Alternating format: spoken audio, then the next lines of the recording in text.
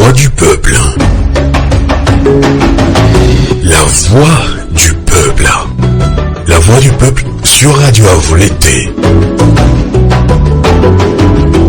La voix du peuple, une émission du peuple, par le peuple.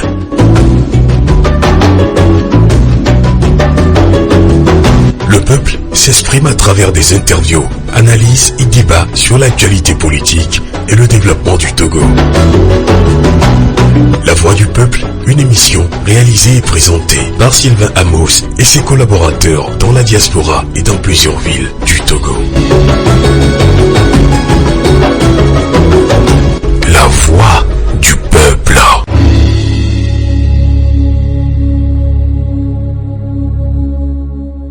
Lorsque les Blancs sont venus en Afrique, ils nous ont appris à prier les yeux fermés.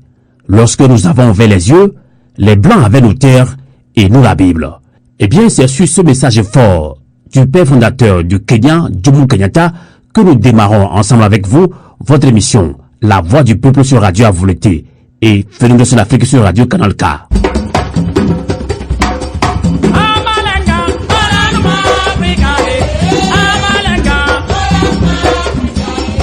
Et le débat panafricain de ce soir, tsunami populaire au Sri Lanka, quelles leçons les peuples africains en lutte doivent-ils tirer? Que comprendre de la réaction de l'ONU à propos des 49 soldats ivoiriens arrêtés au Mali? Nous ouvrons le débat avec nos invités panafricains, togolais et ivoiriens. Ils seront en ligne depuis le Canada et ici même en Suisse. Et merci de votre résistance sur Radio Avoleté, la voix de la résistance du peuple togolais et africain.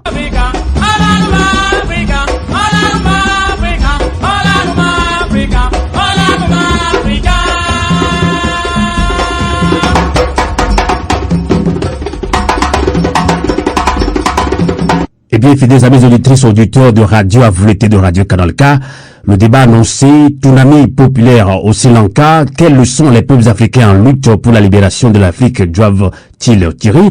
Que comprendre de la réaction de l'ONU à propos des 49 soldats ivoiriens arrêtés au Mali? Et nous accueillons ici, même en Suisse, Komlak Mogli. Bonsoir. Bonsoir, Sylvain Amos.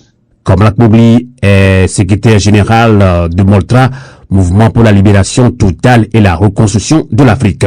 Nous accueillons très loin au Canada Jean-Luc Péhy. Bonsoir. Bonsoir Amos et bonsoir à vos auditeurs. Merci beaucoup. C'est la toute première fois que vous êtes invité dans cette émission panafricaine.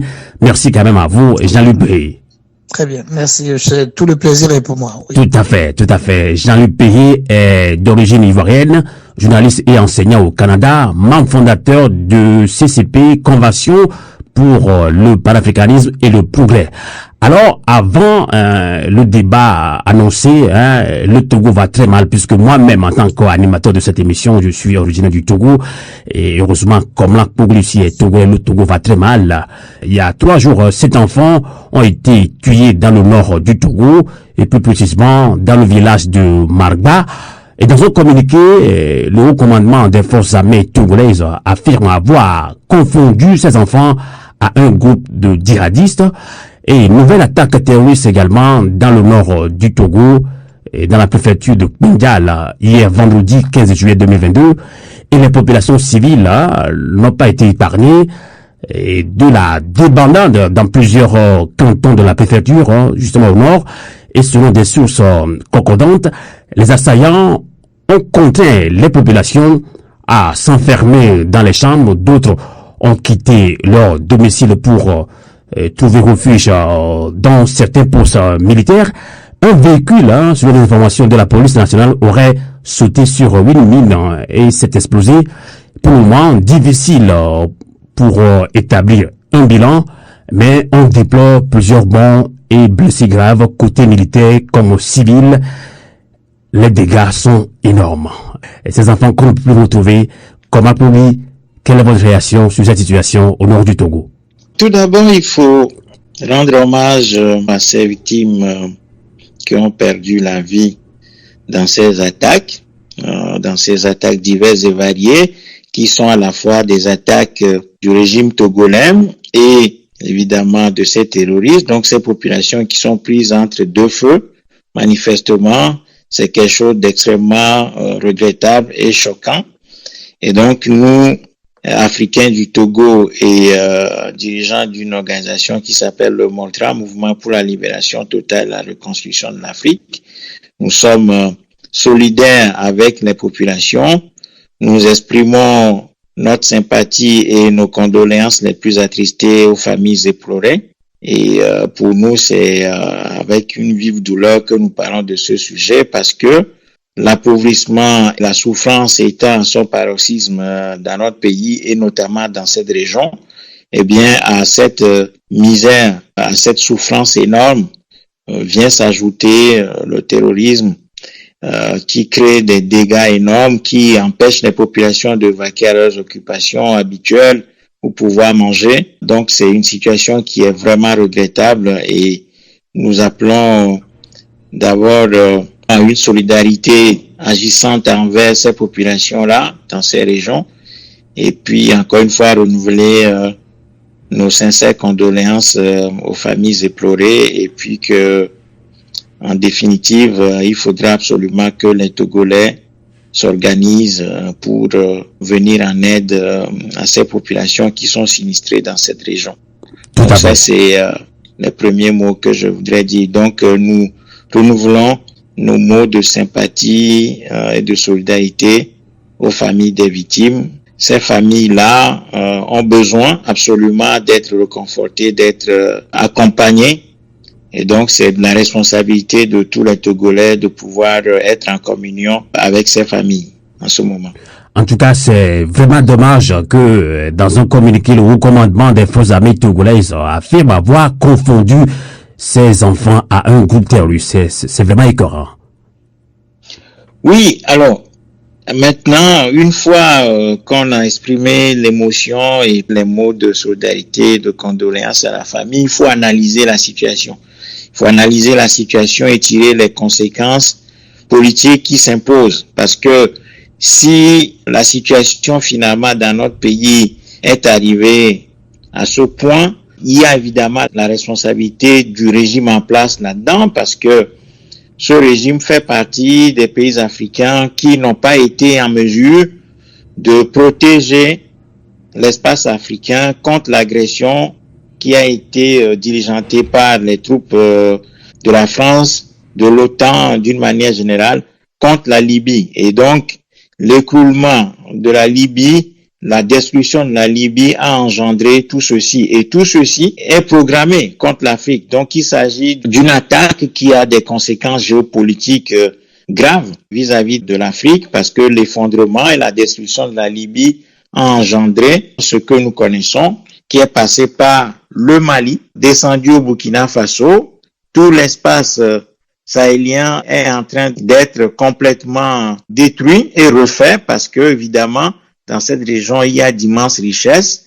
Et puis, les pays européens, notamment la France et l'Angleterre, l'Italie, les trois pays qui ont coalisé pour attaquer avec le soutien de quelques pays arabo-musulmans, notamment le Qatar, avaient absolument planifié cette situation pour pouvoir contrecarrer l'influence chinoise dans cette région où il y a d'énormes richesses stratégiques que plusieurs puissances convoitent. Donc, évidemment, la destruction de la Libye a créé une situation qui a des répercussions énormes et plusieurs observateurs dont nous en étions avions parlé de cette situation. Nous avions dit, nous avions prévenu à plusieurs reprises que ce qui était l'attaque, la destruction de la Libye allait provoquer une secousse sismique terrible dans la région.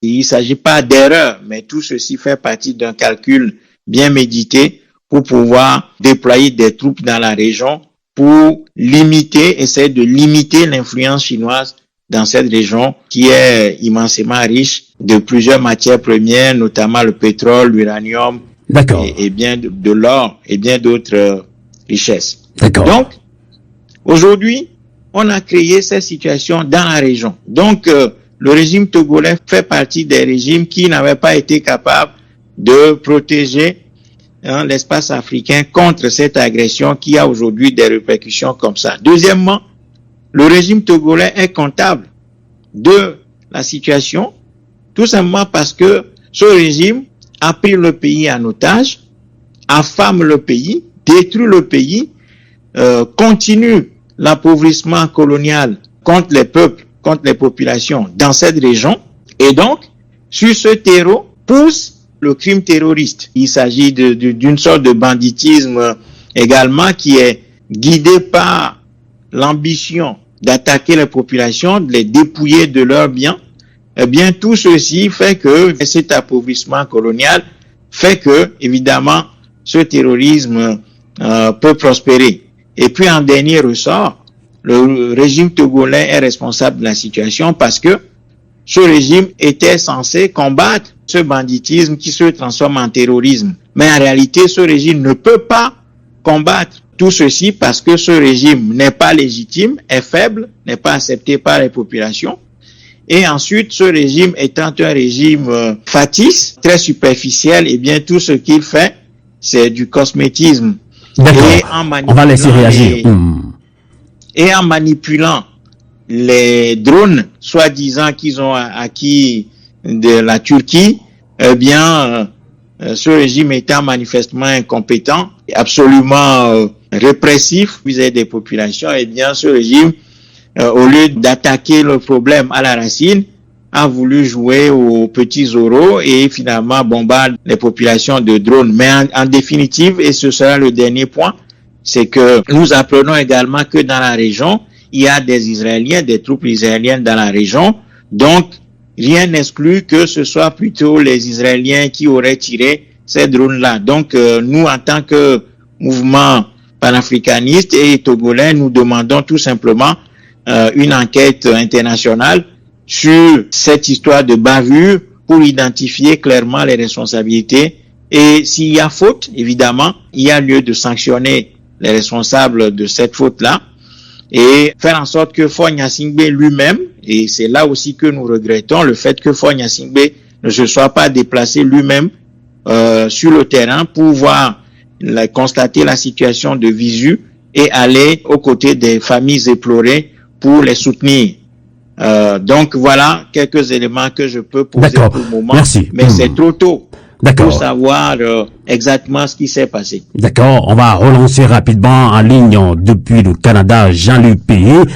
Je rappelle qu'il est ivoirien, journaliste et enseignant au Canada, membre fondateur du CCP, Convention pour le panafricanisme et le progrès. Vous avez suivi tout à l'heure, comme l'a oublié du Moltra, mouvement pour la libération totale et la reconstruction de l'Afrique, par rapport au terrorisme. Le Togo est attaqué, le Burkina est attaqué, le Bénin est attaqué, et sept enfants ont été tués dans le nord du Togo, plus précisément dans le village de Marga, au nord du Togo, il y a 3 jours. Et dans un communiqué, le haut commandement des forces armées togolaises affirme avoir confondu ces enfants à un groupe de terroristes. Vous, en tant que panafricaniste, Jean-Luc Payé, quelle est votre réaction après avoir suivi comme la cour le Togolais? Ben, écoutez, moi merci de m'avoir donné la parole. Je voudrais, comme mon confrère Komlan, présenter toutes mes condoléances aux familles éplorées. C'est dommage qu'une armée d'un pays censé protéger sa population, c'est elle-là même qui la tue par erreur, on va dire par erreur entre griffes. Alors, c'est vraiment dommage. Alors, comme je partage l'analyse un peu du frère Komlan, c'est un peu dommage que cela arrive aux portes de nos pays.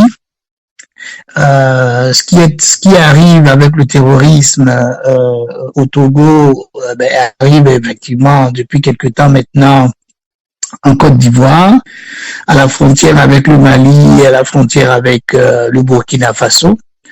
Notamment avec le Burkina Faso, c'est encore plus déplorable parce que là-bas la frontière est poreuse et c'est un groupe djihadiste même qui fait office de douane et qui laisse passer les gens et tout d'après ce qu'on a appris. Et c'est vraiment dommage en tant que panafricaniste pour nos pays africains.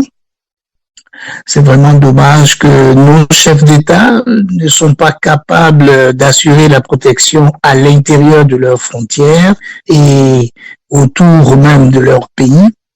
C'est assez dommage. Maintenant, Lorsqu'on a fini de dire cela, oui, on peut faire une analyse géopolitique de la situation dans toute la partie ouest africaine et nord africaine pour dire que oui, il y a une situation, comme l'a dit, qui a commencé avec la déstabilisation effective de la Libye, et qui a ses conséquences aujourd'hui avec tous ces djihadistes qui sont éparpillés, qui ont fui la Libye et qui se retrouvent aux portes de nos différents pays.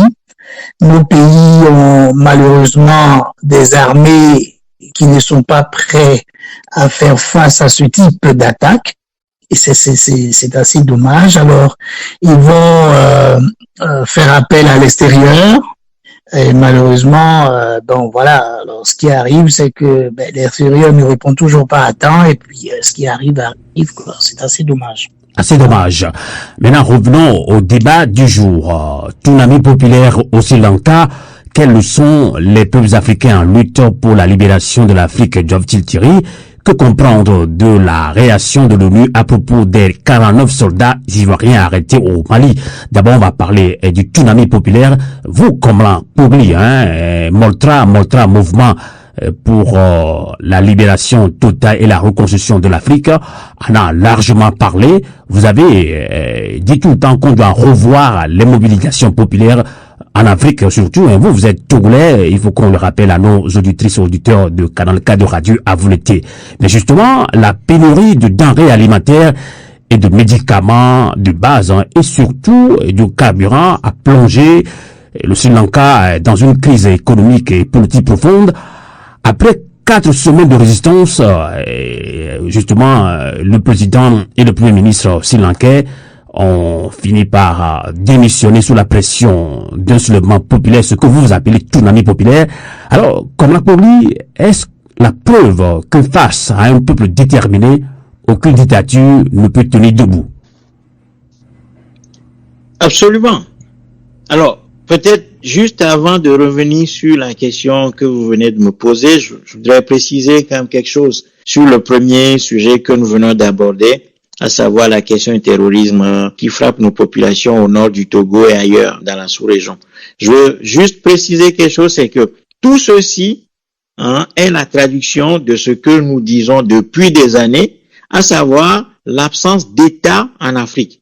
Et cette absence d'État, de l'État africain, qui en réalité est un enclos colonial, se traduit par l'absence de contrôle de l'espace géographique. Un État doit maîtriser son espace géographique. Or, nous voyons très bien que malgré l'existence des structures coloniales constituées par l'armée, eh bien, ces structures-là ne maîtrisent pas du tout le cas géographique africain, de sorte que même des petits groupes sont capables de prendre en otage des populations, des espaces entiers de nos territoires, sans que ces armées soi-disant soient capables de faire des missions, tout d'abord de police, de sécurisation, au lieu d'être au service des régimes dictatoriaux pour réprimer la population. Eh bien, véritablement, ces armées africaines ont besoin d'être absolument dissoutes, être refondées pour assurer la sécurité d'abord des populations et non soutenir des régimes dictatoriaux qui immobilisent les Africains pour que les richesses africaines continuent d'échapper au continent africain. Donc, la situation terroriste dont on parle aujourd'hui est la traduction de l'absence d'État. Je voudrais souligner ça. Maintenant, revenir sur la question, c'est que oui, évidemment, comme nous l'avons toujours dit, ça fait plus de 20 ans que le Moltra a théorisé du tsunami populaire, en ce sens que nous sommes partis d'un constat simple. La situation africaine, d'une manière générale, est une situation de colonisation qui continue. Bon, il y a quelques personnes qui peuvent croire que les pays africains sont des pays indépendants, que nous avons des États. Alors, je ne vais pas m'appesantir ici sur la notion d'État africain que nous avons développée dans une vidéo qui se trouve sur YouTube, que tout le monde peut trouver, où nous avons décortiqué, décrit l'État africain à partir de 10 caractéristiques qui fondent l'État africain. Donc, l'État africain est un enclos colonial qui est dans la continuité de l'idée coloniale qui a été disons, inventé en Europe et déployé sur le terrain africain depuis le 18e, 19e siècle. Donc, face à ça, le Mortran avait dit que un système colonial ne peut pas être combattu par des élections. On ne peut pas demander qu'il y ait des réformes dans une dictature, dans une tyrannie héréditaire de type colonial, comme c'est le cas au Togo et ailleurs dans d'autres pays africains, où nous avons manifestement des régimes qui ne sont pas l'émanation du peuple. Et donc ces régimes ayant comme acte de naissance la bénédiction du maître extérieur et agissant dans un espace qui est destiné à l'équerre et au compas du maître à partir de la conférence de Berlin 1884-85, eh bien on ne peut pas réformer ce cadre-là. C'est dans ce sens-là que le Mortran a toujours dit que l'élection ne peut pas être la solution. Les réformes non plus ne peuvent être la solution aux problèmes africains. Nous disons également que les dialogues soi-disant entre l'opposition et les partis au pouvoir ne peuvent être la solution. Nous disons que tout ce que nous avons fait jusqu'ici, à savoir des agitations, manifestations populaires, des manifestations de contestation dans les rues, ne peut pas être la solution face à une situation coloniale. Et que, absolument, ce que l'histoire a indiqué aux peuples dominés, aux peuples colonisés, c'est leur mobilisation totale pour engager la bataille de la libération nationale de ces territoires-là. Et c'est ça que le Mortran a qualifié de tsunami populaire, c'est-à-dire mobiliser le peuple africain, le former, lui donner la capacité d'action suffisante pour pouvoir se déployer et balayer l'ensemble des institutions coloniales qui minent l'Afrique et qui font que l'Afrique ne va jamais pouvoir libérer ses énergies qui sont confisquées pour pouvoir aller de l'avant. D'accord, donc je vais vous laisser continuer. Donc vous pensez que jusqu'à maintenant, les sociétés civiles africaines n'arrivent pas à mobiliser, à sensibiliser les populations sur ce type de mobilisation générale que vous appelez tsunami. On sait que en Guinée-Conakry, des millions de Guinéens dans les rues n'ont pas réussi à faire fléchir Alpha Condé. Il suffisait seulement que l'armée fasse un coup d'État. Donc vous pensez qu'on doit revoir la copie alors? Totalement. Non, absolument. D'abord, la notion de la société civile est une notion piégée également pour nous. C'est la notion de la société civile est née dans les années 90 où les pays occidentaux ont vu que la société africaine commençant par bouger pour essayer d'aller de l'avant, de ravir le pouvoir des mains des dictateurs et des tyrans et marionnettes qui sont placés au pouvoir en Afrique, eh bien, qu'est-ce que les occidentaux ont fait? Ils ont commencé par structurer les populations africaines autour de la notion de la société civile. Et donc, il y a des fondations, disons occidentales, américaines, le NED et le NDI, par exemple, les fondations Friedrich Ebert d'Allemagne, Fondation Konrad Adenauer, Open Society de George Soros, et tout ça ont commencé par financer l'émergence des associations qui pourraient organiser la société africaine de sorte qu'il n'y ait pas une contestation révolutionnaire allant dans le sens de la radicalisation de ces sociétés pour éviter et absolument ce que nous appelons le tsunami populaire. Donc, la société civile africaine est une fabrication également de l'extérieur qui ne peut pas conduire les Africains à se prendre en charge de manière autonome et à aller de l'avant. Donc, ce que nous disons, c'est que pour que les Africains puissent reprendre la maîtrise de leur espace géographique, pour pouvoir orienter les richesses de cet espace-là à partir des institutions que les Africains vont eux-mêmes fonder à partir de leur expérience dans l'histoire, depuis l'Égypte antique jusqu'à l'époque contemporaine, en passant par nos grands empires, eh bien, les Africains ont besoin absolument de secouer leur torpeur, de se débarrasser de la peur, d'aller à l'organisation totale pour pouvoir retrouver la capacité d'action dans leur espace. D'accord. On va rester toujours dans votre développement, On va rester toujours dans votre développement. Vous allez dans un premier temps, vous avez réagi par rapport à ce tsunami populaire, mais dans un deuxième temps, avant de relancer Jean-Luc Payé, je vais vous laisser le temps de développer maintenant la stratégie de tsunami populaire. Qu'est-ce que nous devons faire concrètement? Alors, Jean-Luc Payé, vous êtes aussi un grand panafricain. Vous êtes un grand panafricain. Jean-Luc Péé, journaliste enseignant au Canada, membre fondateur du CCP, Convention pour le panafricanisme et le progrès. Alors, tsunami populaire au Sri Lanka, quelles leçons les peuples africains en lutte pour la libération de l'Afrique doivent-ils tirer? Tout à l'heure, vous avez écouté Komlan Kouri le Togolais, qui estime que, justement, on ne peut pas déboulonner les dictateurs par des élections. Oui, absolument, et je suis d'accord avec lui. C'est souvent, là où je pose un peu de nuance, c'est que lorsque M. Komlan dit que la société civile est une invention purement européenne pour contrôler une partie de nos populations qui n'adhèrent pas aux partis politiques classiques et donc qui veulent s'organiser en société civile pour aussi s'exprimer.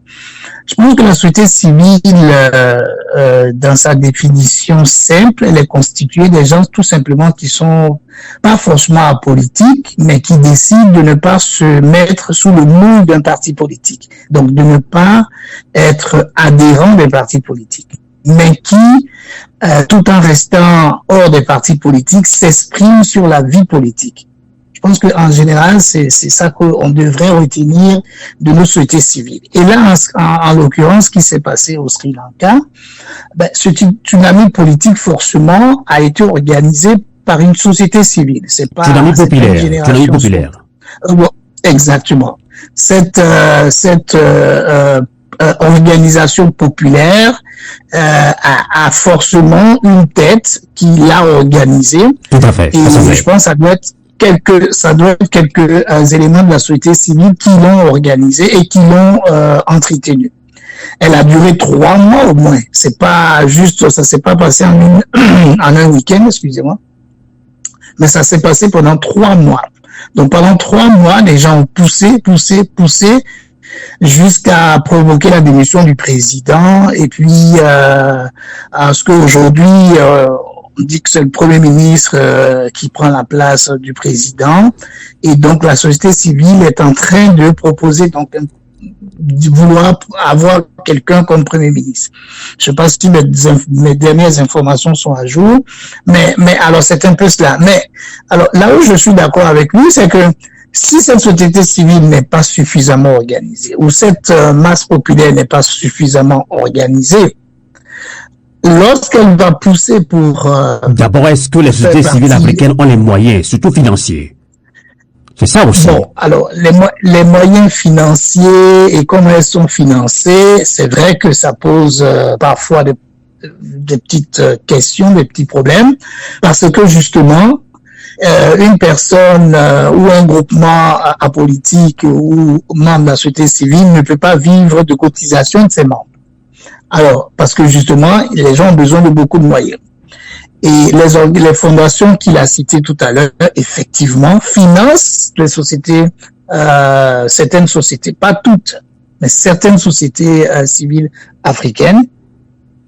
C'était peu, évidemment, si vous êtes financé par l'extérieur, évidemment, vous allez aussi faire ce que l'extérieur vous demande de faire. Bon. Mais ce qu'on constate aussi, et là, le cas présent de la Côte d'Ivoire, une personne de la société civile, en l'occurrence, Pulchéri Balé, qui est sorti de prison il y a quelque temps, qui est membre de la société civile et qui a une organisation apolitique, mais qui se prononce sur ce qui se passe dans la vie politique ivoirienne. Et pour cela, elle a fait de la prison. Elle fait ce qu'elle peut avec les moyens qu'elle a. Et là, en ce moment, elle vient de lancer un mot d'ordre d'une journée ville morte en Côte d'Ivoire et que ça va se passer le 19. Ça va se passer le 19, oui. Le 19 juillet prochain, le lundi. Et elle appelle tous les Ivoiriens à rester à la maison. Et le but de cette mobilisation, c'est de crier le ras-le-bol des Ivoiriens contre la vie chère, tout simplement.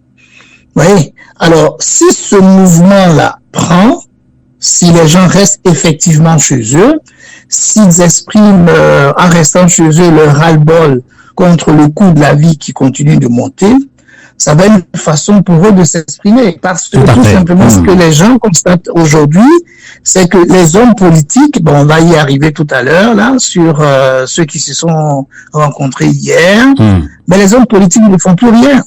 Ça, c'est vrai. Alors, les populations sont laissées à elles-mêmes. Alors, pour terminer sur ce qui s'est passé au Sri Lanka, ben, ça démontre une fois de plus que lorsque une population donnée s'organise un tout petit peu et qu'elle crie son ras-le-bol et qu'elle maintient ce ras-le-bol-là pendant un certain nombre de temps, eh ben, ça paye. c'est vrai, ça paye. Voilà. Alors, C'est ce que je voulais dire. exactement. Alors, parlons d'organisation, puisque vous parlez d'organisation, tout comme Komlak Pogli, le Togolais. Alors, Komlak Pogli, Moltra en a fait, plus de 20 ans, son cheval de bataille, Tounami populaire, comment y arriver? Vous êtes Togolais, comme j'ai dit, en Guinée-Conakry, il y a des millions de Guinéens dans les rues, en Côte d'Ivoire, des manifestations au Sénégal, mais on a tendance à dire, à croire, mais à dire que bon, les grandes mobilisations n'arrivent plus à faire fléchir ce dictateur. Là, ce dictateur, là, quand il y a un coup d'État, voilà, c'est là où ils ont un petit peu peur, le rapport de force, ce sont les armes, c'est ce que racontent les populations africaines surtout. Donc, vous croyez, oui, comment arriver à ce rapport de force-là, quand les Africains n'ont pas une conscience individuelle et collective? D'abord, il faut vouloir, avant de parler d'une conscience collective pour arriver à une tsunami populaire. Quoi faire concrètement? Quand les Africains sont là, quand on appelle des manifestations, on n'est pas concerné, mais vous, personnellement, ça fait plus de 20 ans que vous êtes dans ce combat, vous n'avez pas des moyens comme il faut, mais vous faites ce que vous pouvez, et certains Africains, entre guillemets, ces jeunes dansent un peu partout dans des concerts. Comment arriver à une tsunami populaire? Tout d'abord, si un peuple n'a pas conscience de l'histoire et de la gravité de sa réalité, de la situation catastrophique dans laquelle il se trouve, ce peuple-là ne peut pas réagir. En tout cas, va essayer de réagir avec de faux moyens, avec des moyens qui ne sont pas adaptés à la situation. Donc, la première chose, absolument, qu'un peuple doit faire, ou en tout cas, ceux qui veulent mobiliser ce peuple pour l'orienter vers la capacité d'action retrouvée, c'est d'expliquer à ce peuple la situation concrètement dans laquelle ce peuple se trouve. Et donc, nous avons un devoir de clarification des notions, des mots, de clarifier et de préciser la situation dans laquelle nous sommes, en partant du fait que les États africains ne sont pas des États, ce sont des enclos coloniaux qui sont dessinés de l'extérieur, sur lesquels règnent des gens qui sont des fabrications de l'extérieur, qui sont imposés comme dirigeants africains. Donc, à partir de là, il va falloir faire quelque chose de radicalement nouveau, qui soit totalement en déphasage avec tout ce que nous avons fait jusqu'ici, c'est-à-dire des fausses solutions, des fausses pistes sur lesquelles nous marchons joyeusement en pensant que si nous faisons ces choses-là, nous allons aboutir à un résultat salvateur. Donc, nous nous trompons. Donc, revenons à la base. Donc, commençons par expliquer la situation. Pourquoi est-ce que la situation que nous vivons est une situation coloniale? Et deuxièmement, de dire que tout ce que nous avons fait jusqu'ici n'est pas à la hauteur des enjeux. Et puis, troisièmement, construire un véritable mouvement de libération nationale en allant chercher les populations où elles sont pour les former, les organiser et les structurer autour de la seule idée qui est que c'est le peuple qui a la force suprême dans un pays et les Sri Lankais viennent de le démontrer. Voilà, c'est-à-dire que concrètement... Mais justement, comme un Poggi, puisque vous parlez de Sri Lankais, le départ en exil et la démission du président Sri Lankais a été fait sans effusion du sang. Est-ce que le scénario Sri Lankais peut-il se passer en Afrique? Là, on voit que les militaires Sri Lankais, quand même, on peut dire qu'ils sont plus respectueux de la sacralité de la vie de leurs concitoyens, puisque en Afrique, surtout comme au Togo, en Guinée-Conakry et ailleurs, les militaires tirent la balle réelle sur les populations. C'est ça. Ça ne veut rien dire, ça, Sylvain Amos, parce que chaque peuple doit composer avec ses réalités. Si les Africains veulent devenir un grand peuple, sortir de l'ornière coloniale dans laquelle elles se trouvent actuellement, si les populations africaines veulent grandir, que les richesses africaines profitent aux Africains, de sorte que nous puissions revenir à la place qui était la nôtre dans l'histoire, dans la marche du monde, eh bien, nous allons devoir composer avec nos réalités. C'est-à-dire que si nous avons des forces armées et de police répressives, nous devons absolument les affronter à un moment donné. L'histoire doit être la boussole pour les Africains.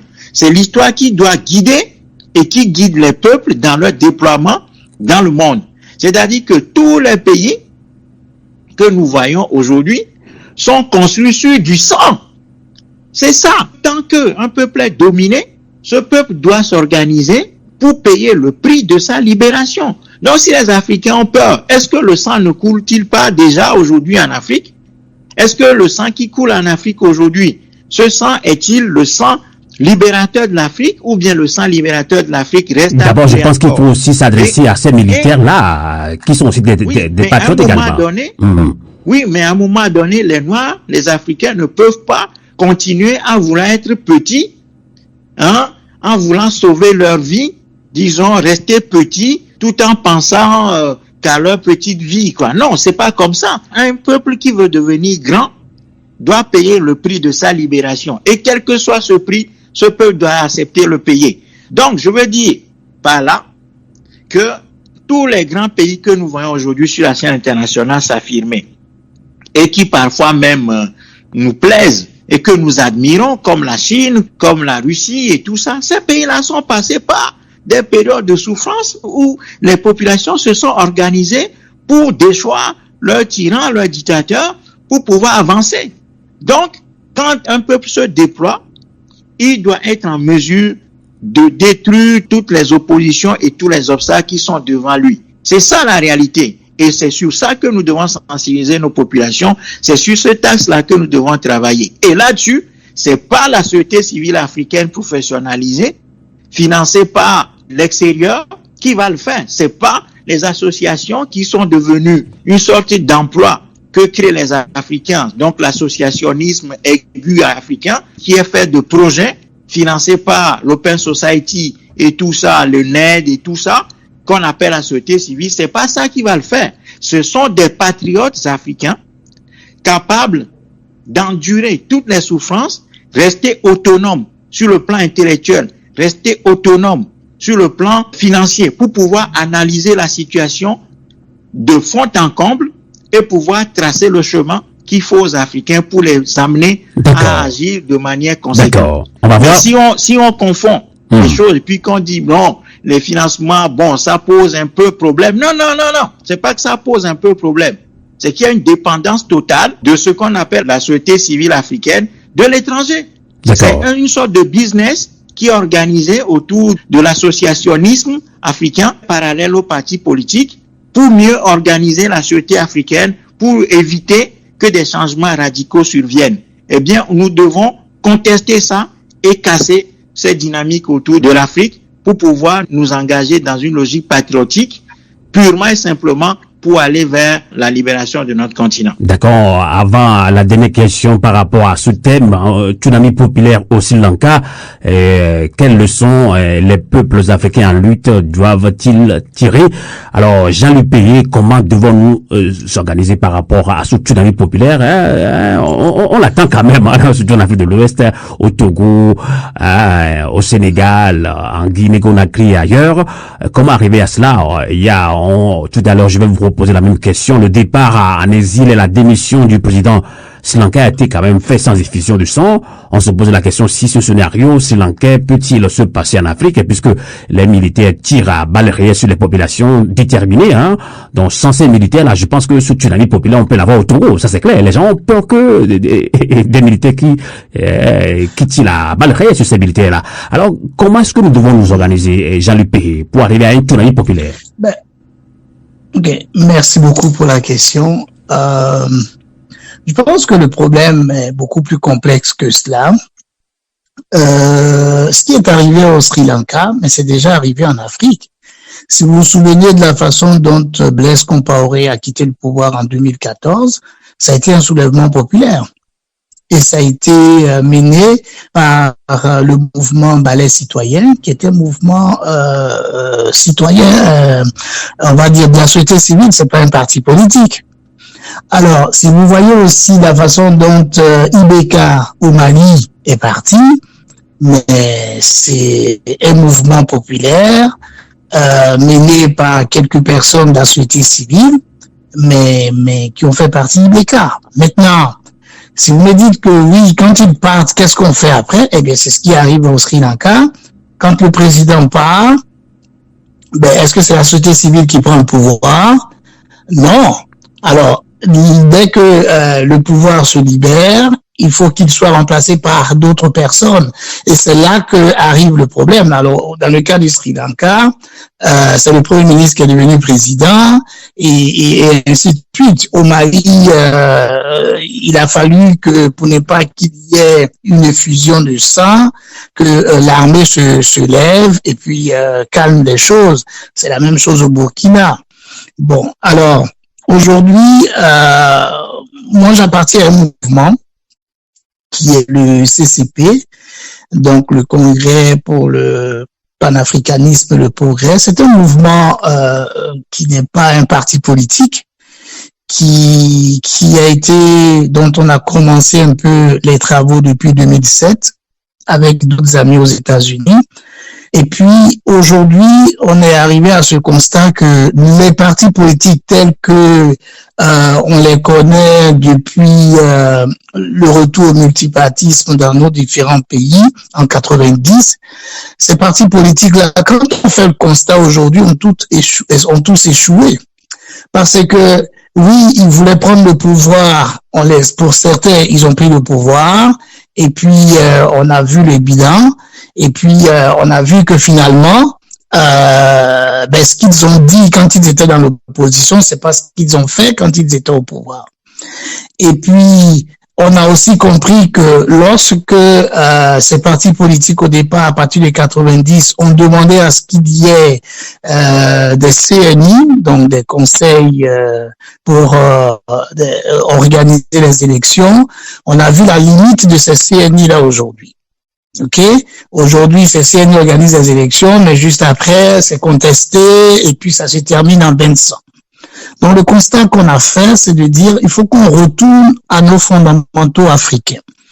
On est panafricaniste, on a une façon de gouvernance qu'on a connue en Afrique, peut-être même avant le Moyen-Âge, même depuis le Moyen-Âge jusqu'à aujourd'hui, enfin jusqu'aux indépendances.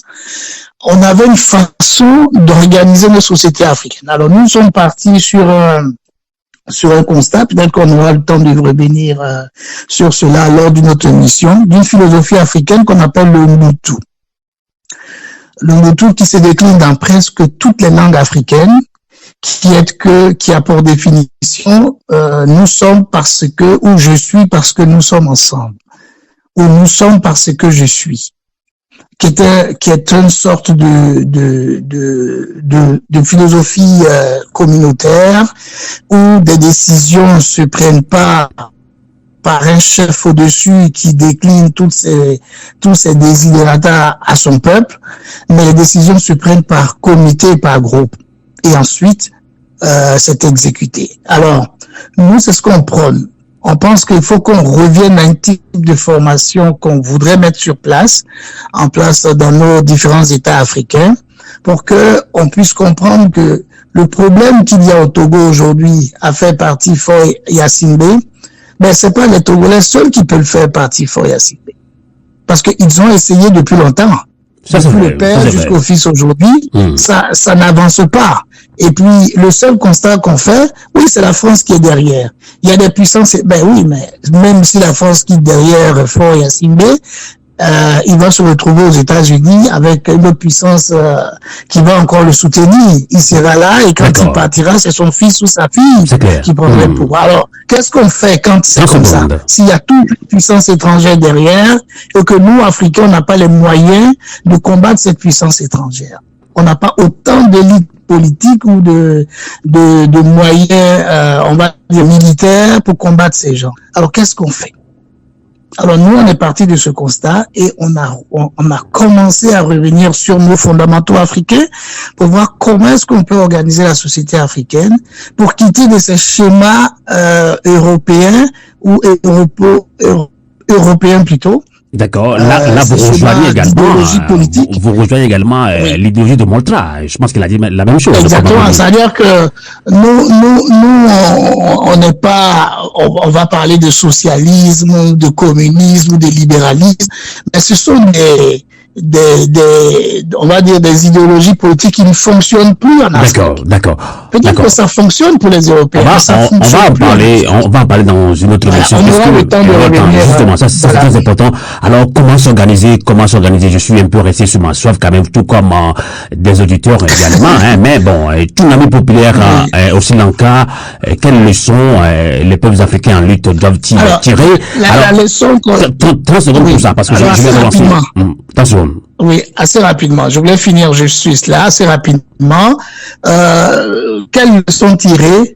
La leçon, c'est que oui, si on est organisé, oui, si la population arrive à s'organiser, à crier le ras-le-bol, elle peut faire partie des gouvernants.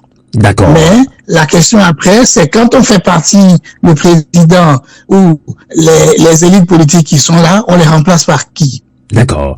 C'est ça la question derrière. Parce que c'est ce qui va se poser au Sri Lanka aujourd'hui. Parce que le premier ministre qui était là, il était le premier ministre que du président. Le président est parti, le premier ministre prend sa place. Qu'est-ce qu'il fera? D'accord. Alors, comment s'organiser? Je suis un peu resté sur ma soif quand même, tout comme des auditeurs également. Mais bon, tout l'ami populaire au Sri Lanka, quelles leçons les peuples africains en lutte doivent-ils tirer? La leçon... 30 secondes pour ça, parce que je vais relancer. 30 secondes. Oui, assez rapidement. Je voulais finir juste là, assez rapidement. Quelle leçon tirer? La leçon, c'est que oui, si on est organisé, oui, si la population arrive à s'organiser, à crier le ras-le-bol, elle peut faire partie des gouvernants. D'accord. Mais la question après, c'est quand on fait partie, le président ou les élites politiques qui sont là, on les remplace par qui? D'accord. C'est ça la question derrière. Parce que c'est ce qui va se poser au Sri Lanka aujourd'hui. Parce que le premier ministre qui était là, il était le premier ministre que du président. Le président est parti, le premier ministre prend sa place. Qu'est-ce qu'il fera? D'accord.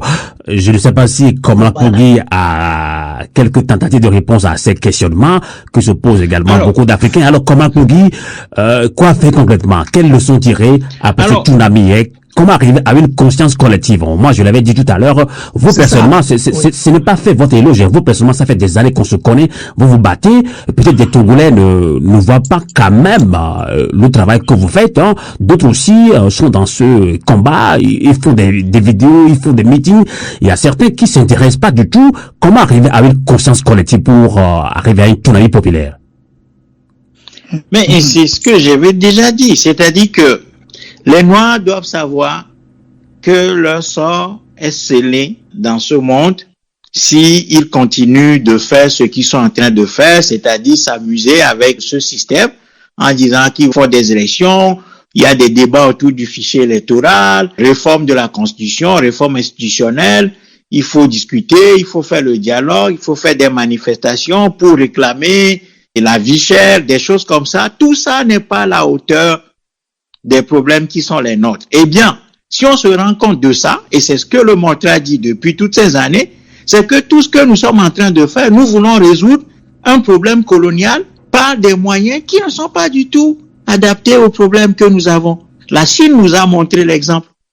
Donc, quand un peuple est confronté à de la domination coloniale, loin des soubresauts et des agitations associatives et de partis politiques en place, des patriotes doivent se lever. Il faut qu'il y ait un groupe de patriotes ou des groupes de patriotes qui se lèvent et qui fassent un bilan de tout ce qui a été fait jusqu'à présent pour dire que tout ça, si on continue, ça ne va nous mener nulle part.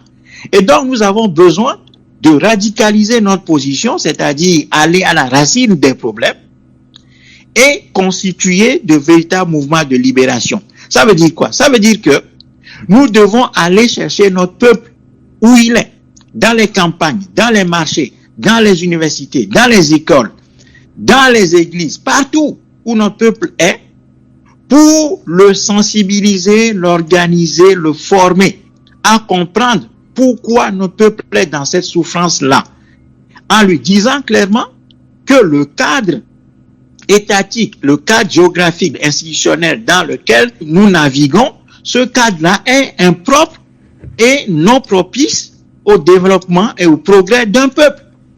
Ce peuple est pris en otage. Ses richesses nourrissent les autres. Et ces élites sont fabriquées de toutes pièces, imposées à lui. Donc ces gens ne peuvent pas résoudre le problème. Ceux qui constituent le problème africain ne peuvent pas être la solution pour l'Afrique.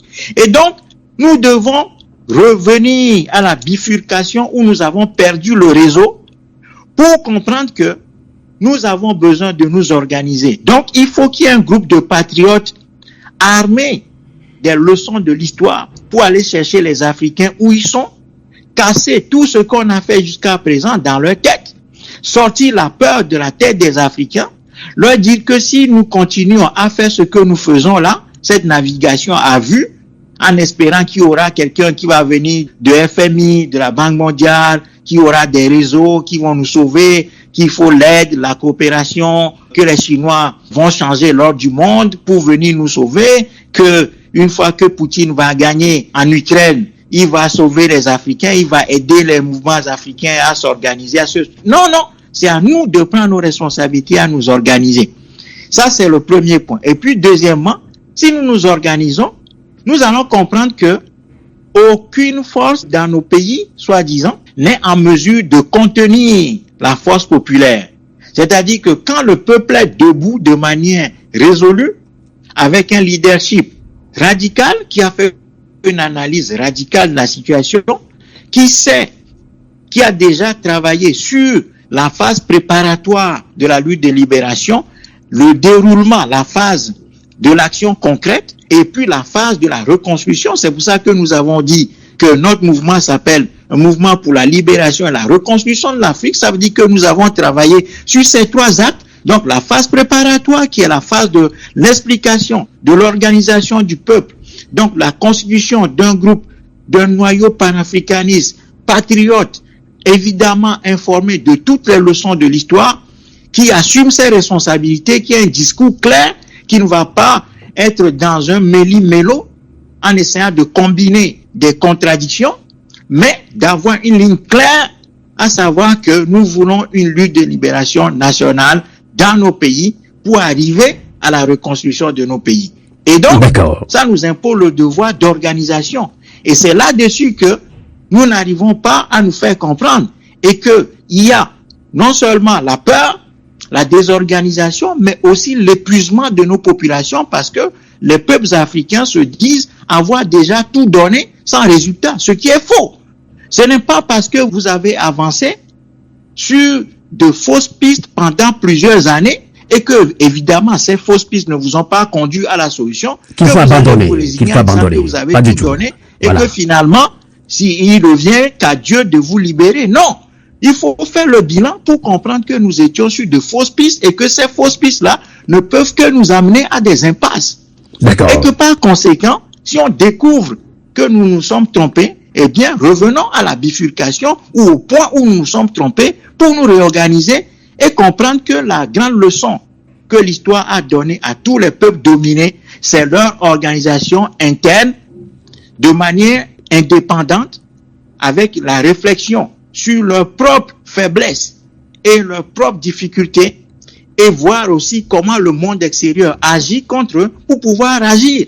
Et j'en terminerai là. Le rôle principal de la diaspora, des Africains de l'extérieur, surtout ceux qui sont patriotes dans cette diaspora, doivent se retrouver pour faire le bilan et voir quels sont les moyens que l'histoire a donnés au peuple face aux dictateurs et aux tyrans à une situation coloniale qui les confronte.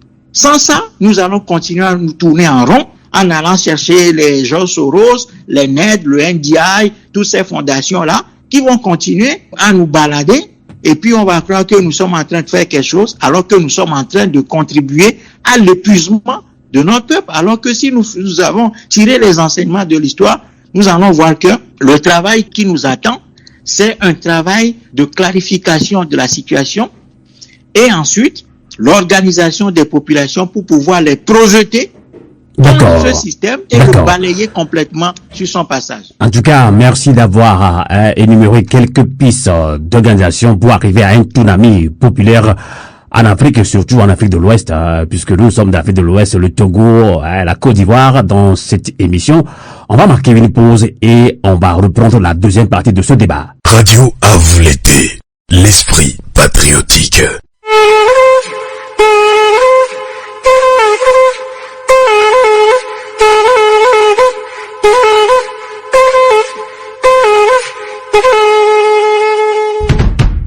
La zone franc et le franc CFA est un système hérité de la colonisation.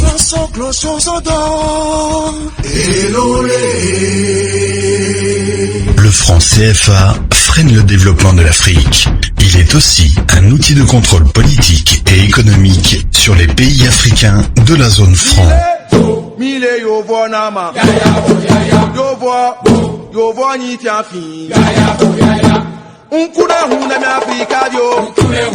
Peuple d'Afrique, dirigeants africains de la zone franc CFA, pour la souveraineté de nos États, ensemble, optons pour un retrait massif de la zone franc.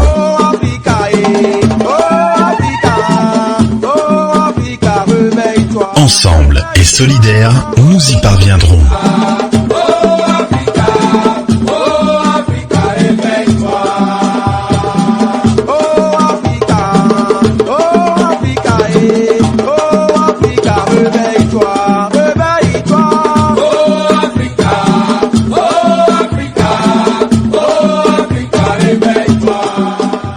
Ceci est un message du groupe Fenêtre sur l'Afrique en Suisse et dans le monde.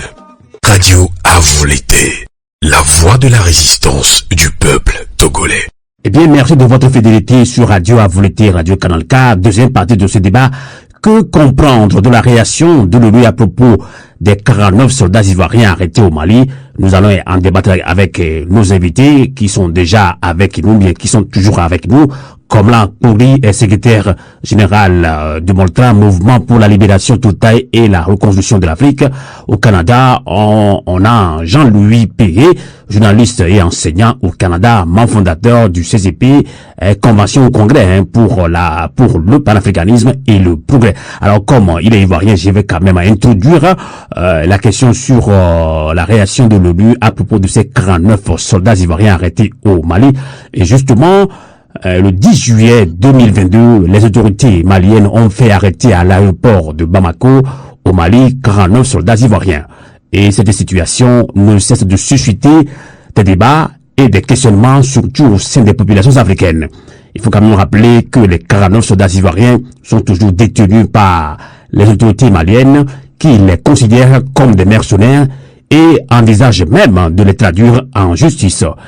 Mais en même temps, à Abidjan dit qu'il s'agit plutôt des soldats réguliers déployés en soutien pour le compte de la mission des Nations Unies au Mali et surtout avec le statut de NSE, éléments nationaux de soutien. Entre-temps, l'ONU avait démenti cela. Et face à cette situation, et pour protéger surtout le peuple malien, le gouvernement malien a annoncé hier donc la suspension de toutes les rotations militaires de la MINUSMA sur le territoire malien. Alors, Jean-Louis Pégué, vous en tant qu'Ivoirien, quelle lecture faites-vous de la situation? Très bien, merci bien Amos, et puis rebonsoir à vos auditeurs. Mais écoutez, cette situation est très très embarrassante, je pense pour l'ONU elle-même, pour les Nations Unies et pour l'État ivoirien. Je veux dire, le moins embarrassante pour le Mali parce que ces soldats sont sur le territoire malien en ce moment et ces soldats sont interrogés et vont passer devant la justice selon les autorités maliennes.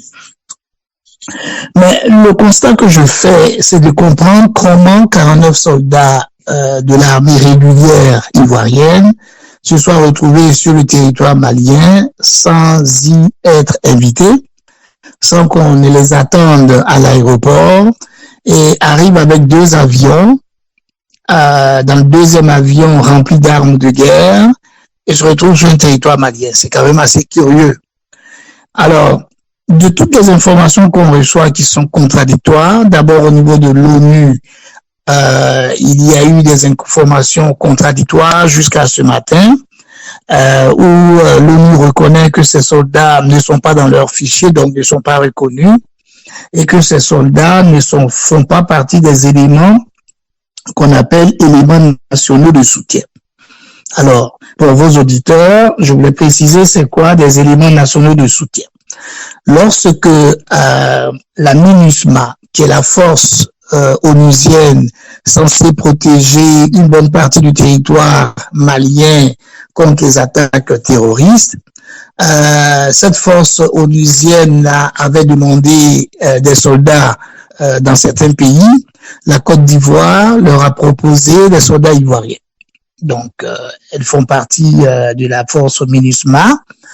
Maintenant, selon l'ONU, lorsque un pays donne des soldats, ce pays peut aussi donner d'autres soldats, d'autres militaires qui font partie de ce qu'on appelle des éléments nationaux de soutien, qui sont des forces qui ne sont pas des forces qui appartiennent à la MINUSMA elle-même, mais qui sont des forces NSE, mais qui viennent en soutien, c'est-à-dire soutien logistique. C'est-à-dire qu'ils viennent parce qu'ils ont des spécialités dans l'armée, ils viennent pour le transport des troupes, pour des choses assez basiques, pour lesquelles on en a besoin. Mais dans le cas de la Côte d'Ivoire, depuis qu'elle a donné des forces à la MINUSMA, elle n'a jamais produit des éléments nationaux de soutien, d'après ce que l'ONU a dit. C'est d'ailleurs pour ça que les 49 soldats qui sont partis ne sont pas reconnus par l'ONU. Parce que depuis que la Côte d'Ivoire a donné des forces, elle n'a jamais fourni d'éléments nationaux de soutien. Ce qu'elle a fourni par contre, et ça c'est le deuxième élément, c'est que elle est en sous-traitance avec des forces, on va dire des forces armées allemandes qui sont supposées travailler comme élément de sécurité avec une entreprise privée qu'on appelle la SAS, qui est la Sahelian Aviation Services, et qui opère à l'aéroport de Bamako. Alors c'est très confusant toutes ces choses-là. Alors qu'est-ce qui se passe? Cette entreprise SAS demande à ce que ces installations, ces avions et son matériel technique soient protégés par une armée pour éviter des vols. Alors là, elle a confié ça à la force allemande.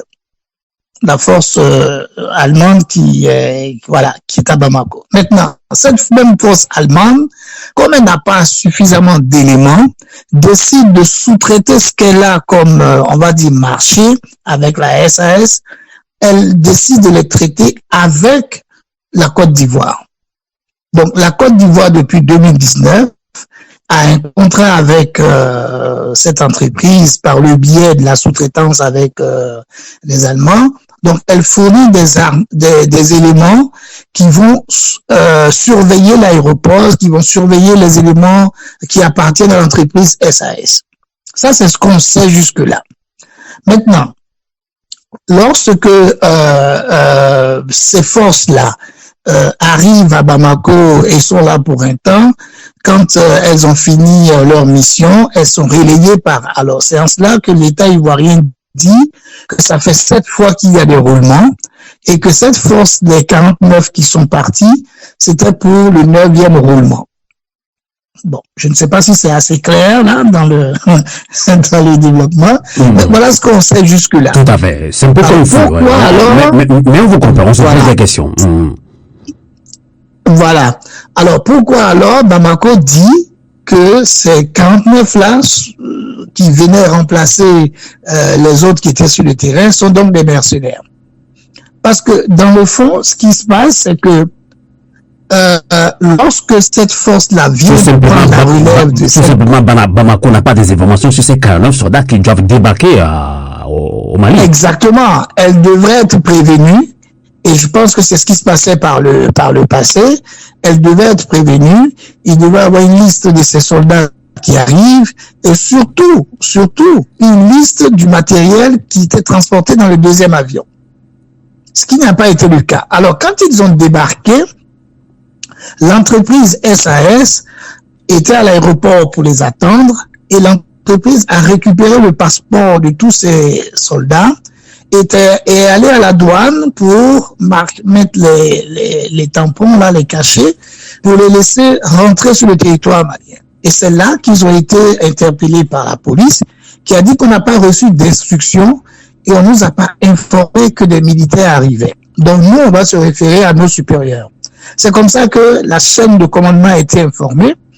Et selon ce que j'ai entendu du Premier ministre malien hier, il a décidé d'appeler Abidjan et de savoir, mais pourquoi vous envoyez des soldats pour faire la relève et nous, on n'est pas au courant qu'ils arrivent et en plus qu'ils viennent avec un deuxième avion rempli d'armes. En tout cas, il doit être méfiant. Hein, et Abidjan qui retorque, voilà.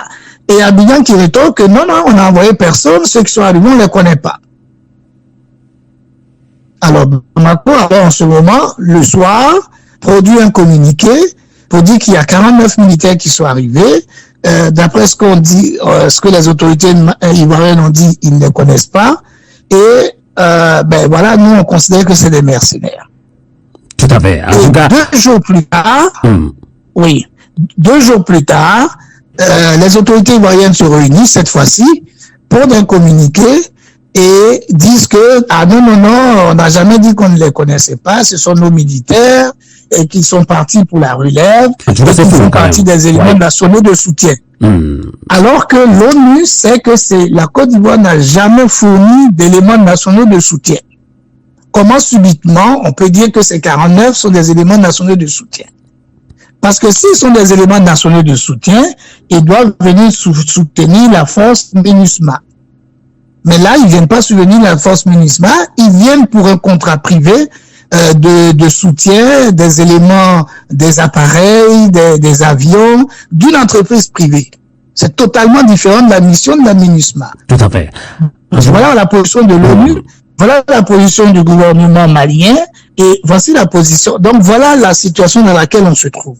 Ça, c'est ce matin, voilà, ce matin, avec le communiqué pondu hier par le gouvernement malien que tu as lu tout à l'heure, qui demande d'arrêter même toutes les rotations au niveau des forces de la MINUSMA, l'Égypte et le Bénin viennent d'annoncer que ils vont décider de faire revenir leurs soldats et qu'il n'y aura pas de rotation. Tout à fait. En tout cas, on peut donner raison aux Maliens parce que c'est un peu flou cette histoire quand même. En tout cas, Jean-Luc Perret... C'est assez flou. C'est assez flou. Oui, c'est assez flou. On va voir. Il y a beaucoup de réactions surtout sur les réseaux sociaux. Et en tout cas, vous avez bien fait de vous informer comme il faut. Comme Aklougi, vous avez suivi toutes ces histoires de 49 soldats arrêtés au Mali. Abidjan déclare que les militaires arrêtés à Bamako étaient dans le cadre d'une mission de l'ONU. Et seulement voilà, après vérification, le secrétaire général de l'ONU déclare que les militaires ivoiriens n'avaient reçu aucune mission de son organisation.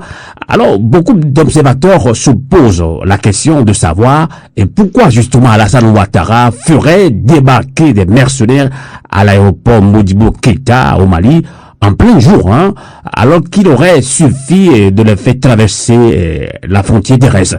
Et par conséquent, on se pose la question, certains accusent le gouvernement d'Assimi Goïta déjà de paranoïaque. Est-ce que vous partagez leur avis, comme un pourri? Non, pas du tout. Tout d'abord, je ne vais pas faire de la sorcellerie parce que je ne maîtrise pas les éléments de ce dossier. Tout à fait, c'est flou. Mais j'ai quelques réflexions sur ce qui se passe parce que il faut savoir que le régime malien est en train d'œuvrer dans un contexte géopolitique très tendu parce que ce régime n'a pas l'aval de la France parce que c'est la France qui doit nommer puisque la France fonctionne toujours sur le principe du gouvernorat et donc la France s'oppose à tous ceux qui peuvent dans son espace, ce qu'elle considère comme son espace géographique africain, à tous les pouvoirs qui peuvent surgir. Et donc, ce régime malien est un régime ennemi donc déclaré ennemi par la France et ses serviteurs de la sous-région. Donc on a vu la sauvagerie, l'animosité dont le serviteur Alassane Ouattara fait preuve vis-à-vis de ce gouvernement malien. Et de sorte même que le tyran togolais, Faure Gnassingbé, se trouve dans une position où le gouvernement malien actuel se repose sur Faure Gnassingbé, et ce qui est quand même quelque chose d'extrêmement inquiétant et qui doit interpeller tous les panafricanistes, parce que un régime qui veut travailler pour le peuple malien ne peut pas, à notre avis, s'appuyer sur un régime tyrannique togolais qui opprime le peuple et qui est plutôt un serviteur du régime que le régime malien est en train de combattre. Donc, quelque part, il y a quelque chose qui est de l'ordre de la contradiction de ce point de vue. Et donc, à partir de là, il faut dire que tous les pays de la CEDEAO qui étaient contre ce qui se passe au Mali, eh bien, vont mettre en œuvre tout ce qui est à leur pouvoir pour nuire, pour arrêter le processus encore au Mali, parce que il y a certains esclaves qui sont très contents de leur statut, qui préfèrent servir dans les champs du maître et qui n'acceptent pas du tout qu'un des esclaves se réveille et qui, à partir de ce réveil-là, veut retrouver sa dignité. C'est inacceptable pour les esclaves domestiques qui sont habillés par le maître, transportés dans le char du maître pour imposer à la place de Laurent Gbagbo, et qui font la pluie et le beau temps dans ces sous-régions aujourd'hui, soi-disant parce qu'ils sont la première puissance économique de l'espace Yomoa ou des choses comme ça. Donc, Alassane Ouattara est connu pour être hostile à ce qui se passe au Mali, parce que cet esclave ivoirien ne peut pas supporter qu'un autre esclave au Mali puisse se réveiller. Et c'est justement ce qui inquiète les autorités maliennes, je pense. C'est ce qui les inquiète. Voilà. Donc, à partir de là, tout ce qui peut être entrepris en Côte d'Ivoire pour arrêter le processus, casser le Mali, doit être fait. Et c'est ce qui est en train d'être réalisé. La Côte d'Ivoire a déjà joué ce rôle avec Houphouët-Boigny. Donc là, Alassane Ouattara est le parfait disciple de son mentor. Donc, ce qui est arrivé là, moi je l'interprète comme le puzzle qui est en train d'être mis en place pour une intervention future de l'OTAN au Mali. C'est-à-dire que l'arrestation de ces personnes-là va provoquer une crise, va exacerber la crise, puisqu'on est en train d'utiliser déjà le fait que, soi-disant, des mercenaires russes sont au Mali. On dit que ce régime doit respecter la Constitution, le délai, faire des élections rapidement, etc., etc. On est passé par des sanctions de la CEDEAO qui vient d'être levées. Donc, on est en train d'assembler le puzzle et on a vu le ministre, il me semble, espagnol ou italien des Affaires étrangères qui avait dit qu'il y avait nécessité d'intervenir au Mali. Le ministre des Affaires étrangères allemand aussi. Donc, il y a beaucoup d'animosité contre ce régime malien.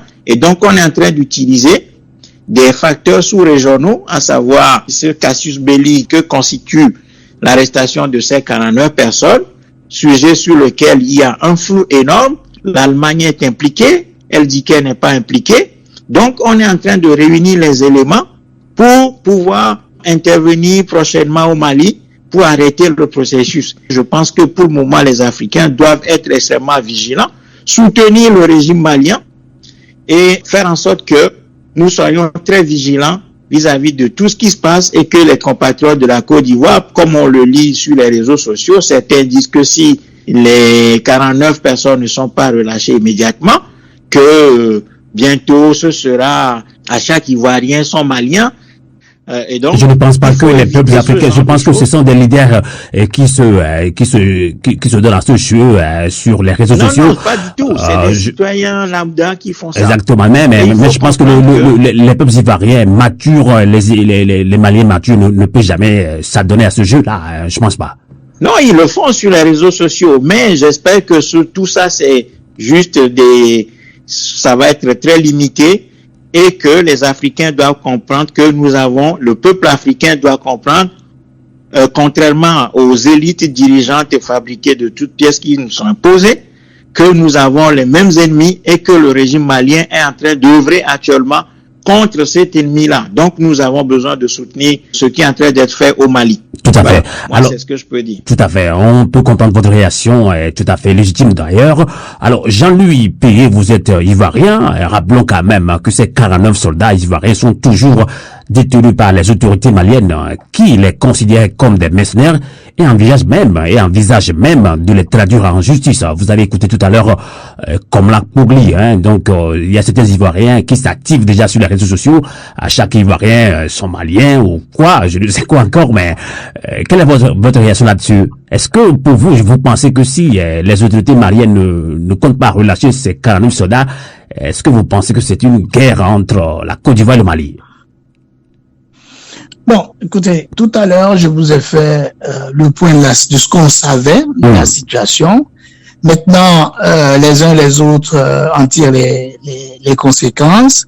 Pour le Mali, oui, ce sont des mercenaires qu'il faut absolument traduire en justice, parce que justement, ce qui se passe, c'est que chacun des membres de cette délégation a été interrogé et les versions divergent d'un élément à un autre. Et pourtant, ils étaient censés venir pour une seule mission, celui de sécuriser le matériel aéronautique qui appartient à l'entreprise SAS. Bon, alors, certains disent qu'ils sont là en mission secrète, d'autres disent qu'ils sont là parce qu'on leur a dit de venir, certains ont affirmé avoir reçu un peu d'argent, certains disent même 5 millions chacun d'eux pour venir, et que au départ, justement, Jean-Louis Pégué, c'est quand même intéressant que ce que vous dites là. Comment vous arrivez à avoir toutes ces informations? Parce que quand même, nous sommes sur une radio professionnelle. Nous sommes sur une radio professionnelle quand même. On va pas. Voilà. Je ne vous dis pas que j'ai les preuves, voilà, que j'ai les chèques signés de ce qu'ils ont reçu. Je vous dis, ce sont des éléments qu'on entend justement sur les réseaux sociaux. Comme tout à l'heure, M. Komla a dit, certains ont dit qu'à chaque Ivoirien somalien, par exemple. Donc c'est la même chose. Alors certains affirment qu'ils ont reçu de l'argent. Au départ d'Abidjan, on leur a dit vous partez sécuriser l'aéroport.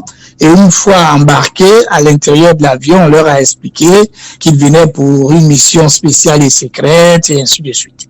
Donc alors ils ont commencé, chacun a commencé à se dédouaner là pour expliquer. Alors c'est d'ailleurs ça qui fonde les autorités maliennes à dire que ces 49 là, ils avaient une mission autre que celle qu'on semble nous indiquer. Bon, certains aussi en Côte d'Ivoire avec cette situation disent que ils vont constituer des milices et remonter sur le Mali pour aller faire libérer les 49 militaires qui sont donc arrêtés et qui vont être jugés. Alors, moi, de tout ça, en tout cas, selon des informations qui ne sont pas venues, ces canons sont bien traités, ils sont bien traités, non, ils sont, oui, absolument, ils sont certes arrêtés, interrogés, mais bon, ils sont pas maltraités, ils sont pas bastonnés, voilà, c'est ça. Mais et puis de toutes les façons, les Maliens n'ont pas intérêt à le faire puisque eux ils veulent comprendre pourquoi ces militaires sont arrivés. Mais est-ce que vous comprenez quand même la méfiance et Jean-Louis Pégué, comme la Kpogli l'a dit tout à l'heure, est-ce que vous comprenez quand même la méfiance des autorités maliennes? Oui, absolument. C'est ça que je dis. Moi, je pose d'abord le problème, mais après on peut faire des analyses. Et puis les Maliens ont raison d'être méfiants. Alassane Ouattara a été la personne qui a été à la tête des sanctions qui ont été prises contre le Mali, qui a poussé pour que des sanctions soient prises contre le Mali, pour que des intérêts maliens soient bloqués à travers le monde entier, et ainsi de suite.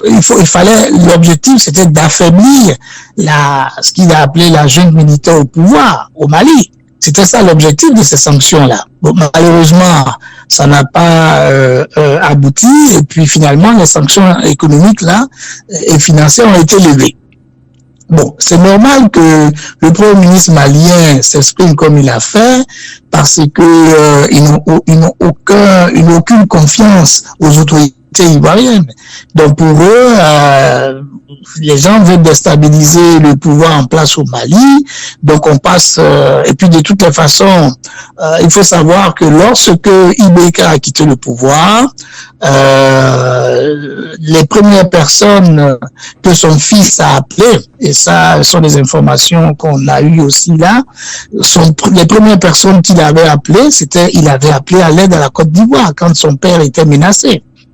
Donc il appelait au secours pour que une armée ivoirienne parte pour soutenir son père sur place là-bas.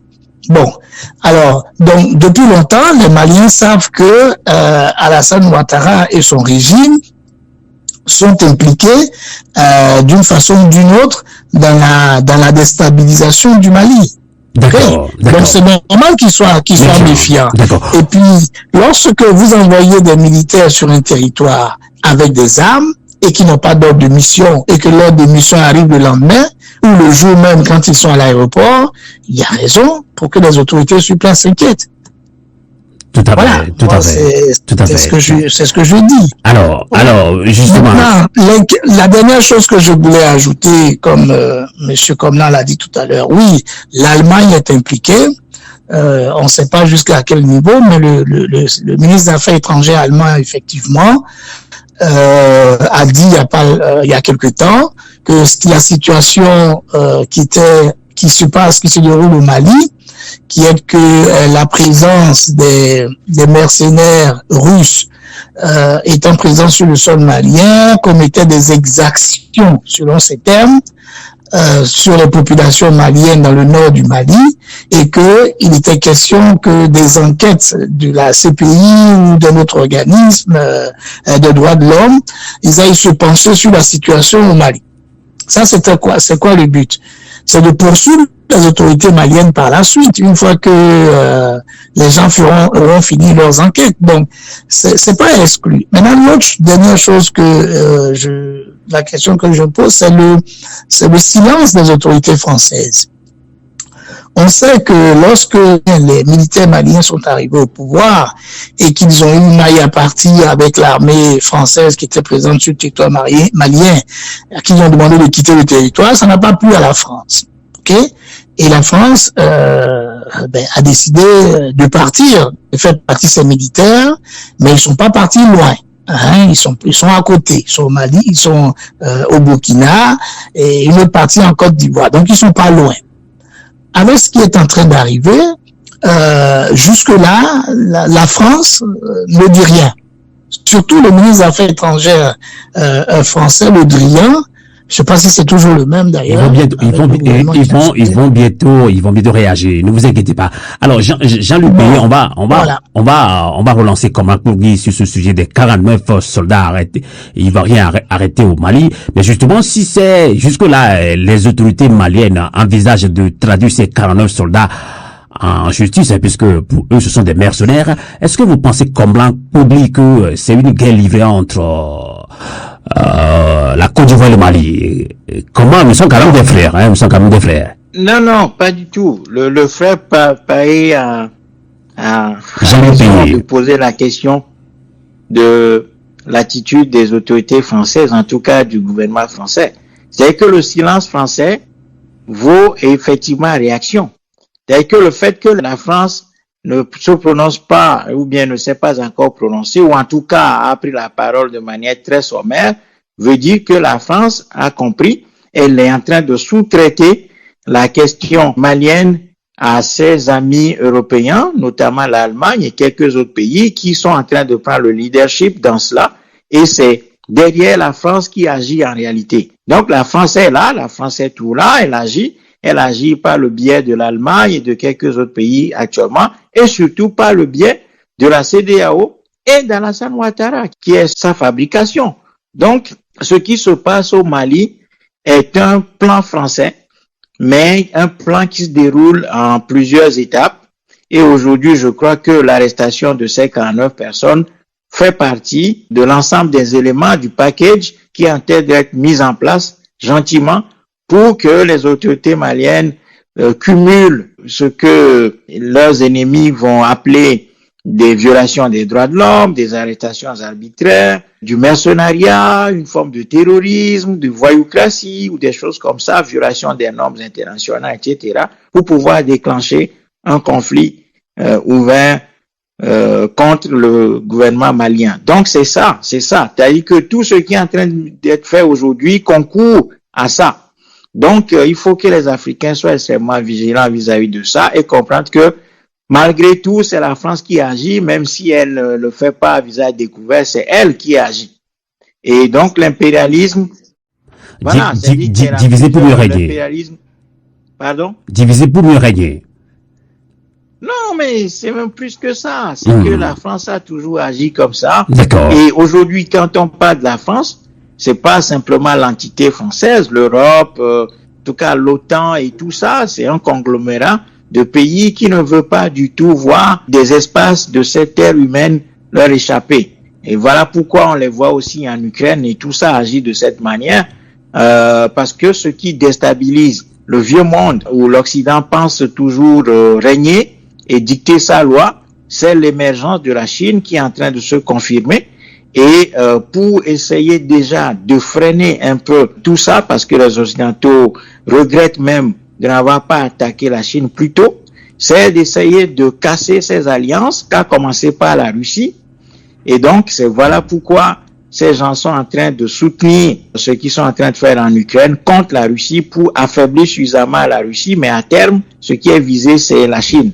Et ce qui se passe au Mali, c'est-à-dire que l'opposition, l'animosité qu'on voit vis-à-vis du régime malien aujourd'hui, c'est parce que le régime malien est en train de construire quelque chose, même si c'est encore très fragile, quelque chose qui s'apparente à une sorte de volonté de s'échapper de la prison occidentale dans laquelle l'Afrique est enfermée. Eh bien, ça courrouce des gens comme Alassane Ouattara et quelques autres sous-préfets de la sous-région ouest africaine. On va conclure le débat.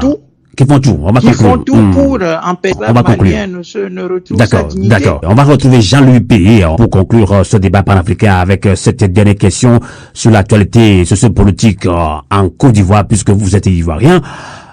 Pour la première fois, après 12 ans de crise très tendue en Côte d'Ivoire, le président Alassane Ouattara a reçu jeudi dernier ses deux prédécesseurs, Henri Konan Bédié et Laurent Koudou-Gbagbo. Et selon le trio de la scène politique ivoirienne, cette réunion intervient dans le cadre du dialogue politique et surtout pour un apaisement marqué donc par des discussions sincères. Alors, Jean-Louis Péé, vous êtes ivoirien, je l'ai dit, dira-t-on que la vraie réconciliation a finalement repris en Côte d'Ivoire? Et pour conclure ce débat rapidement. Assez rapidement. Qu'est-ce que je dirais? Écoute, on savait qu'il fallait que ces trois grands se rencontrent dans le but de décrisper l'atmosphère politique. Je pense que c'est ce qui a été fait. Maintenant, l'autre question, c'est est-ce que les Ivoiriens attendent grand-chose de cette rencontre? Non, puisque les vrais enjeux et les vraies questions n'ont pas été officiellement abordées en tout cas, parce que dans le communiqué qui a été lu, rien de ce qui a été promis lors d'un premier entretien avec Gbagbo et Alassane, et ensuite avec Alassane et Bédié, rien de ce qui a été promis n'a été fait, à savoir la libération de certains prisonniers politiques, notamment les militaires, ensuite revoir le statut d'ancien chef d'État, notamment pour Laurent Gbagbo, donc lui remettre ses émoluments d'ancien chef d'État depuis qu'il a quitté le pouvoir. Toutes ces choses-là n'ont pas vu l'ombre d'un début. Alors, c'est ce que les Ivoiriens attendaient plus ou moins.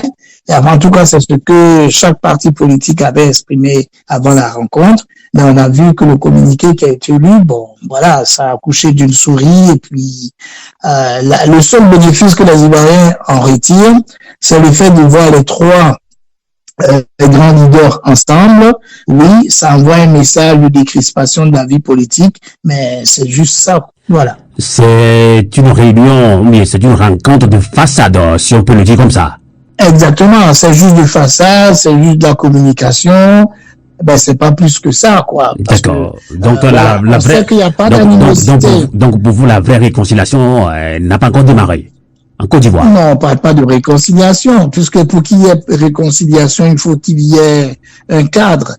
Jusque-là, c'est le Premier ministre qui discutait avec certains gens de l'opposition, mais tout ce qui a été discuté a été conclu. Ben, il n'y a rien eu de concret qui a été fait. Alors. D'accord. Merci. En tout cas, oui, on va vous relancer. Comment vous allez réagir aussi. Hein. Merci beaucoup, Jean-Louis Payé, journaliste et enseignant au Canada, membre fondateur du CCP, Convention pour le panafricanisme et le progrès. Autant pour moi. Alors, merci d'avoir participé à ce grand débat panafricain sur Radio Avouleté. Avouleté veut dire, comme c'est la petite première fois que vous intervenez dans nos débats, Avouleté, c'est en langue mina, une des langues locales du Togo. Ça veut dire la lutte continue. Avouleté. Bonne soirée à vous. On va conclure dans ce débat avec Komlan Pogli sur la Côte d'Ivoire et le débat également rencontre Alassane Ouattara, Henri Konan, Bédier, Laurent Koudou-Gbagbo. C'est dans le cadre d'un dialogue politique et réconciliation. Quelle est votre réaction et comment conclure ce débat panafricain? Non, moi je veux simplement dire que c'est exactement ce type de comédie. Comédie, hein? Est-ce que le mot n'est pas fort? Est-ce que le mot n'est pas fort? Comédie, comment? Non, mais à un moment donné, il faut placer les problèmes au degré auquel ils doivent être placés. Parce que les Noirs ne peuvent pas continuer dans ce monde de gravité exceptionnelle avec des enjeux énormes et avec les humiliations que nous avons subies, que nous subissons et que nous subirons encore si nous ne prenons pas nos responsabilités de manière organisée, structurée et de manière absolument résolue. Eh bien, si on se contente de ce type de cinéma, de comédie, rien n'avancera. L'Afrique ne se refera pas avec ce type de comédie où on réunit les forces contraires pour faire une photo et puis on se moque des gens, des peuples et tout ça. Non. Donc, le peuple de Côte d'Ivoire a un seul devoir, a une seule mission, comme tous les autres peuples des enclos coloniaux africains. C'est de s'organiser de manière irrémédiable, de manière structurée, pour aller à la reconquête de notre espace géographique, pour pouvoir le reconstruire. Sinon, il se passera rien. Nous allons passer encore du temps dans ce type de choses, et puis on reviendra nous remettre des chaînes aux pieds et aux mains et au cou. Donc, les Noirs doivent mesurer le danger qui pèse sur nous si on se livre à ce type d'exercice qui est tout à fait dans le ridicule et qui n'apporte rien du tout. Donc, les Noirs doivent mesurer le danger qui pèse sur notre peuple et savoir que nous n'avons plus de temps à perdre dans ce type de comédie politique et politicienne.